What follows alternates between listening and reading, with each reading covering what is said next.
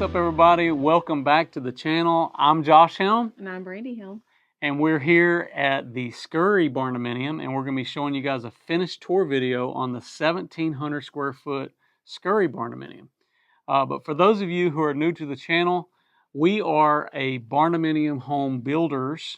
And so what we do is primarily build these structures. And somebody might ask, well, why a Barndominium? What is a Barndominium? To us, it's a steel structure first that creates a free span for your roof system. And sometimes there's a little bit of, architecture involved when it comes to the shape and those formats.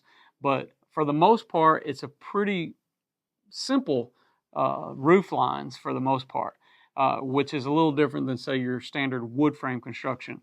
But keeping it simple because of the steel and all the ins and outs, that's one thing. But the other reason that it's usually more simple is because it creates a little more predictability when it comes to your energy efficiency, which is what you're trying to accomplish mostly with a Barndominium home, is getting better energy efficiencies.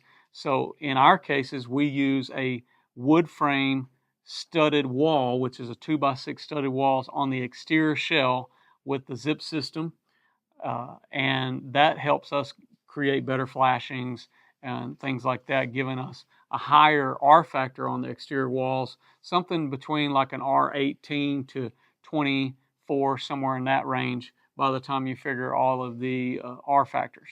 On this particular build, we want to get into some of the details here.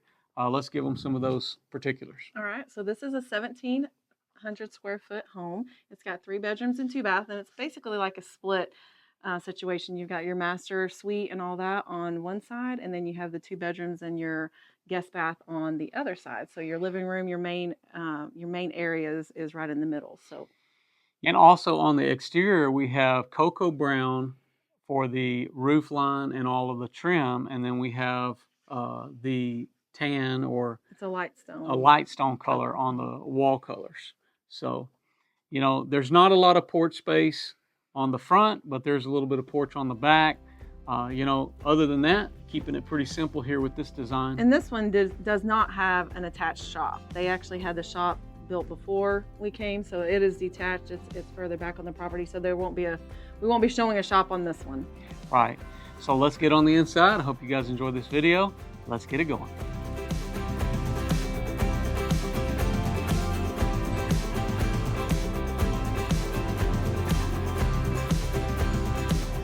All right, here we are on the inside, and as you can see, this is that split layout, like what you were talking about, which is carried out through the center of this build, front to back, giving us access from the front door all the way to the back door on the back porch as well.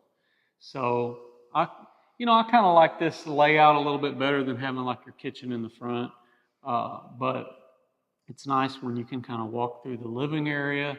On this particular build, we do have a living room, and we have a place that you could use for a dining room. And off of this as well is access for a utility laundry room here. So right, so there's not an actual like classified room for your laundry. It's just kind of a closet almost. Yeah, so if you can imagine, this is a couple that's, I believe, retired, and they don't have small kids and things like that in the house. So it's just them. They didn't need a big laundry room for all of that. But in this laundry room, we actually have not only upper cabinet storage, but we do also have the water heater, which is a different water heater that we're using here. This is a electric tankless, which is something different that we don't normally do. And there can be controversy sometimes with selections that people have for water heaters.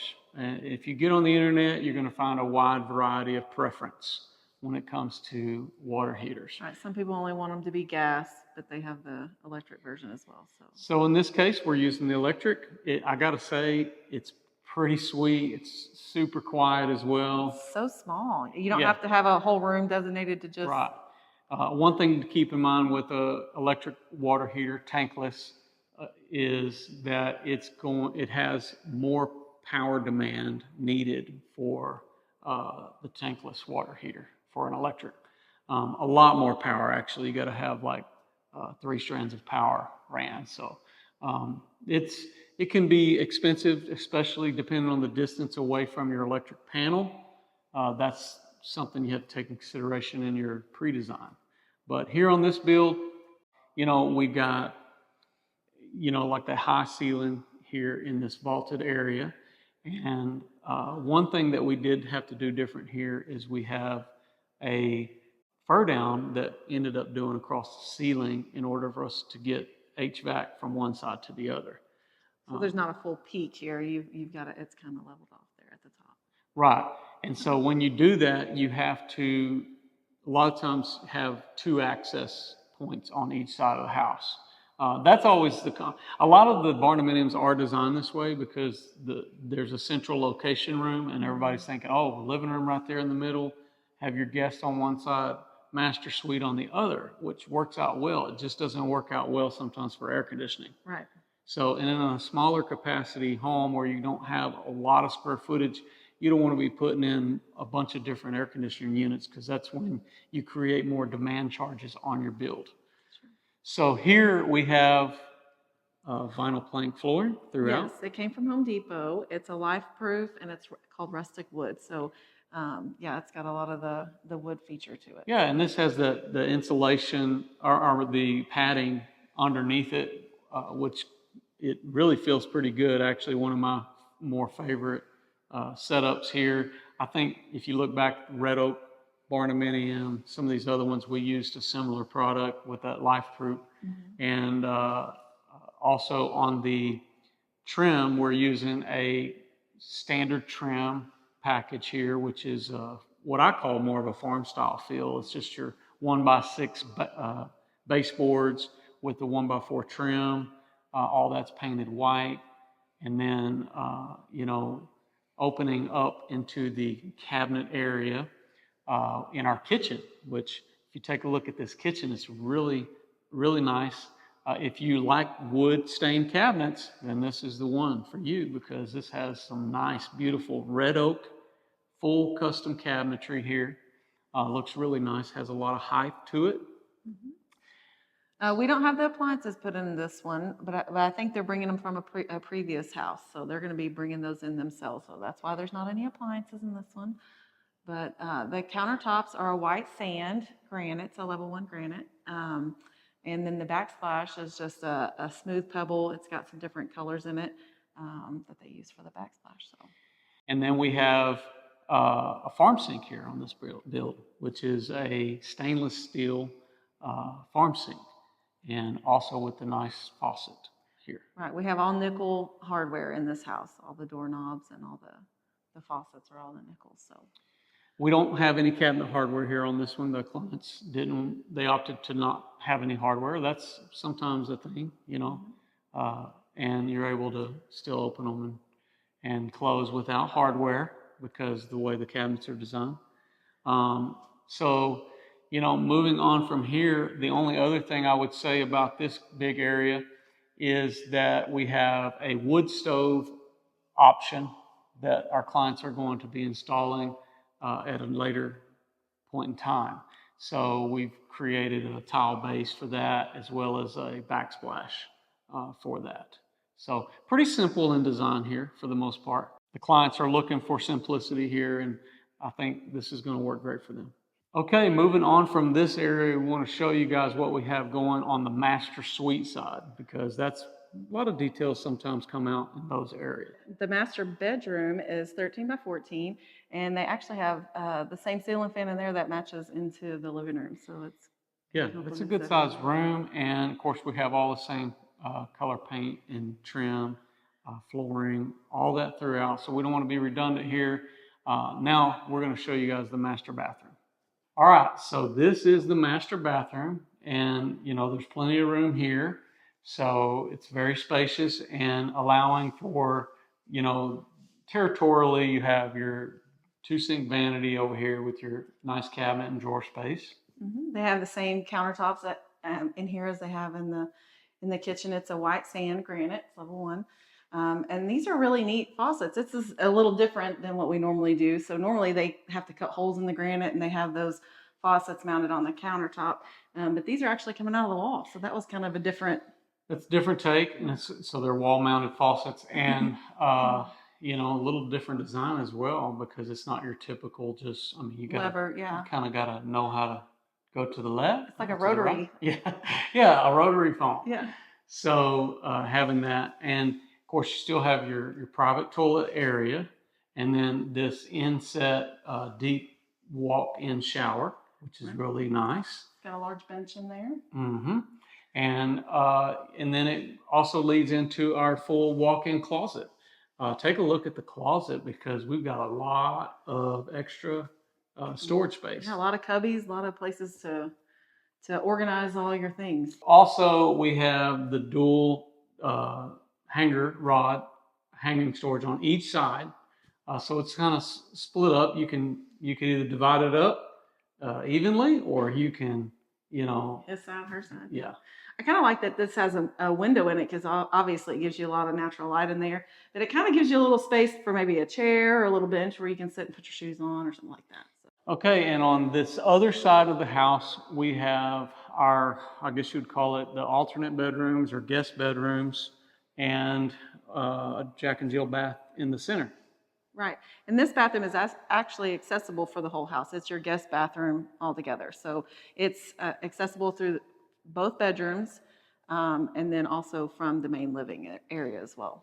Yes, so in each bedroom we have our standard closet makeup, which is your double door opening, and then we've got the same flooring that we're using throughout with the vinyl plank, all of the farm style trim that we're using, and trim package throughout as well. And then also for that bathroom, let's talk a little bit more details about the vanities. So it has a split vanity. So there's, you know, you can use two sides and there's a door between.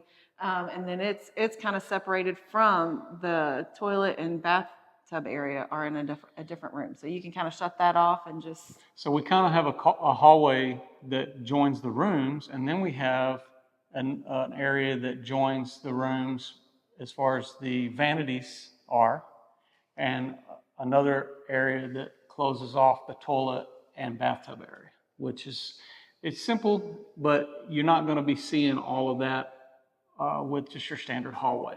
So it's a good way to break it up, gives you all that versatility and also privacy where you need it. Okay, and in like fashion, one of the last finishing touches that I should say, always that makes our homes ready for living, is a nice vase with some flowers, as my beautiful wife always.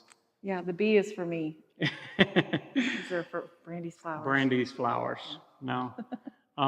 You know, it's always a nice touch. And so what was the thought process in this particular? So, I'm so glad you asked. We wasn't able to continue finding the vases that I've used for years. Mm-hmm. They've discontinued those, so I had to change it up a little bit. So this is actually a multi-purpose situation. We can use this. This is actually a pitcher that I put flowers in instead of a vase. So they can use it for, you know, tea later or whatever. Or they can always put flowers in it. So try to change it up a little. There you go. Very nice touch. So it's a pitcher of flowers. Yes. Not a picture or a pit. Yeah, it's an actual pitcher, like for pouring. Do you spell that the same way? I'm not sure. I have no clue. Now think about it, I've never spelt the word pitcher in my whole life. I haven't either. Maybe pitcher like on a baseball mound, but right. I don't know. Is it the same? No. I really don't know. Okay.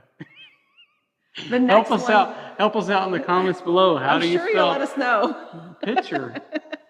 It's a pitcher. So. And stay tuned, because the next one's going to be a cookie jar. Oh, coming up. Change it up. Coming up with cookies in it instead. We're going to keep you guessing. So. Yeah. No, I'm going to put flowers in the cookie jar. Okay. I hope you guys have enjoyed this video. We've got more to come on this channel.